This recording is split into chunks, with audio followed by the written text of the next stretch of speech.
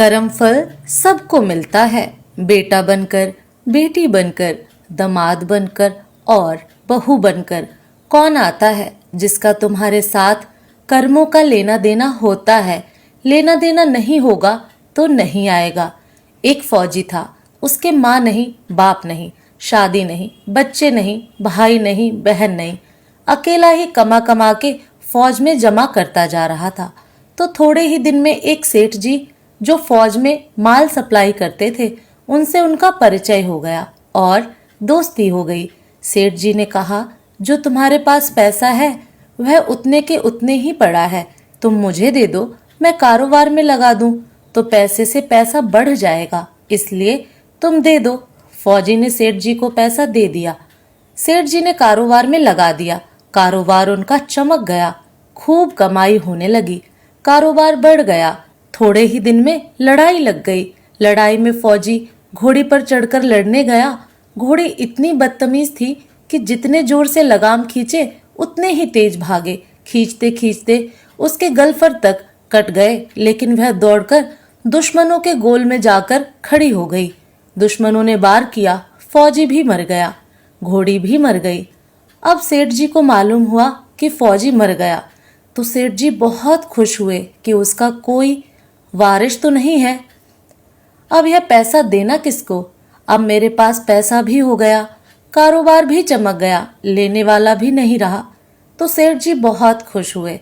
तब तक कुछ ही दिन के बाद सेठ जी के घर में लड़का पैदा हो गया कि भगवान की बड़ी दया है, खूब पैसा भी हो गया, कारोबार भी हो गया, लड़का भी हो गया, लेने वाला भी मर गया।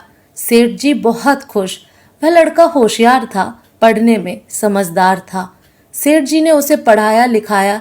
जब वह पढ़ लिख कर बड़ा हो गया तो सोचा कि अब यह कारोबार संभाल लेगा, चलो अब इसकी शादी कर दे। शादी करते ही घर में आ गई बहू रानी, दुल्हन आ गई। उसने सोचा कि चलो बच्चे की शादी हो गई, अब कारोबार संभालेगा। लेकिन कुछ ही दिन के बाद बच्चे की तबीयत खराब हो गई। अब सेठ जी डॉक्टर के पास, हकीम के पास, वैद्य के पास दौड़ रहे थे। वैद्य जी जो दे रहे हैं, दवा खिला रहे हैं और दवा असर नहीं कर रही, बीमारी बढ़ती ही जा रही, पैसा बर्बाद हो रहा है और बीमारी बढ़ती ही जा रही है, रोग कट नहीं रहा, पैसा खूब लग रहा है। अब अंत में डॉक्टर ने कह दिया कि लाइलाज मर्ज हो गया है, इसको अब असाध्य रोग हो गया है, यह बच्चा 2 दिन में मर जाएगा। डॉक्टर के जवाब देने पर सेठ जी निराश होकर बच्चे को लेकर रोते हुए आ रहे थे। रास्ते में एक आदमी मिला। कहा, अरे सेठ जी क्या हुआ, बहुत दुखी लग रहे हो। सेठ जी ने कहा, यह बच्चा जवान था, हमने सोचा बुढ़ापे में मदद करेगा, अब ये बीमार हो गया। शादी होते ही हमने इसके लिए खूब पैसा लगा दिया, जिसने जितना मांगा उतना दिया, लेकिन आज डॉक्टरों ने जवाब दे दिया अब यह बचेगा नहीं, असाध्य रोग हो गया है, लाइलाज मर्ज है, अब ले जाओ घर, 2 दिन में मर जाएगा। आदमी ने कहा, अरे सेठ जी तुम क्यों दिल छोड़ रहे हो, मेरे पड़ोस में वैद्य जी दवा देते हैं, 2 आने की पुड़िया खाकर मुर्दा भी उठकर खड़ा हो जाता है, जल्दी से तुम वैद्य जी की दवा ले आओ। सेठ जी दौड़कर गए, 2 आने की पुड़िया लाए। सेठ जी दौड़कर गए, 2 आने की पुड़िया ले आए और पैसा दे दिया। पुड़िया ले आए, बच्चे को खिलाई, बच्चा पुड़िया खाते ही मर गया, बच्चा मर गया। अब सेठ जी रो रहे हैं, सेठानी भी रो रही है और घर में बहू रानी और पूरा गांव भी रो रहा है। गांव में शोर मच गया कि बहू रानी सेठ की कमर जवानी में टूट गई। सब लोग रो रहे हैं। तब तक एक महात्मा जी आ गए। उन्होंने कहा, भाई क्यों रोना धोना। लोग बोले, इस सेठ का एक ही जवान लड़का था, वह भी मर गया, इसलिए सब लोग रो रहे हैं, सब दुखी हो रहे हैं। महात्मा बोले, सेठ जी रोना क्यों। सेठ ने महात्मा से कहा, जिसका जवान बेटा मर जाए वह रोएगा नहीं तो क्या करेगा। महात्मा तो सेठ बोला, हाँ कारोबार के लिए पैसा मिला था तो खुशी तो थी। महात्मा, अरे उस दिन तो आपकी खुशी का ठिकाना ही नहीं था। सेठ, किस दिन। महात्मा, अरे जिस दिन फौजी मर गया, सोचा कि अब तो पैसा भी नहीं देना पड़ेगा, माल बहुत हो गया, कारोबार खूब चमक गया, अब देना भी नहीं पड़ेगा, बहुत खुश थे। सेठ, हाँ महाराज खुश तो था। महात्मा, और उस दिन तो आपकी खुशी का ठिकाना ही नहीं था। पता नहीं कितनी मिठाइयाँ बट गईं। सेठ, किस दिन?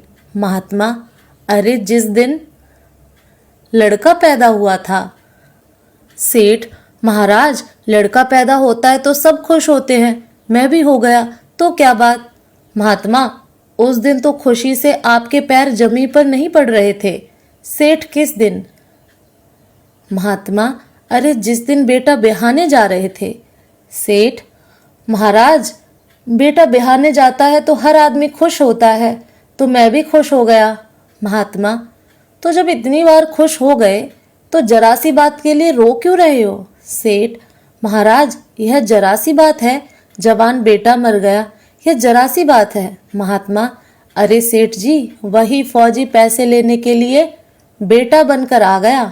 पढ़ने में, लिखने में, खाने में, पहनने में और शौक में, श्रृंगार में जितना लगना था लगाया।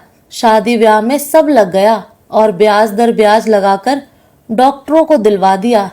अब जब 2 आने पैसे बच गए, वह भी वैद्य जी को दिलवा दिए और पुड़िया खाकर चल दिया। अब कर्मों का लेना देना पूरा हुआ। सेठ जी ने कहा, हमारे साथ तो कर्मों का लेन देन था, चलो हमारे साथ तो जो हुआ सो हुआ, लेकिन वह जवान बहू रानी घर में रो रही है, जवानी में उसको धोखा देकर विधवा बनाकर चला गया, उसका क्या जुर्म था कि उसके साथ ऐसा गुनाह किया? महात्मा बोले, यह वही घोड़ी है जिसने जवानी में उसको धोखा दिया, इसने भी जवानी में उसको धोखा दे दिया। वेद शास्त्र और पुराणों के साथ साथ सभी साधु संतों का कहना है कि यह संसार कर्मों का लेखा जोखा है। इसमें जो जीव चैतन्य है वह समझदारी से भव सागर पार हो जाएगा। दोस्तों, आपको ये कहानी कैसी लगी? कमेंट करके ज़रूर बताएं। फिर मिलूंगी एक नई कहानी के साथ।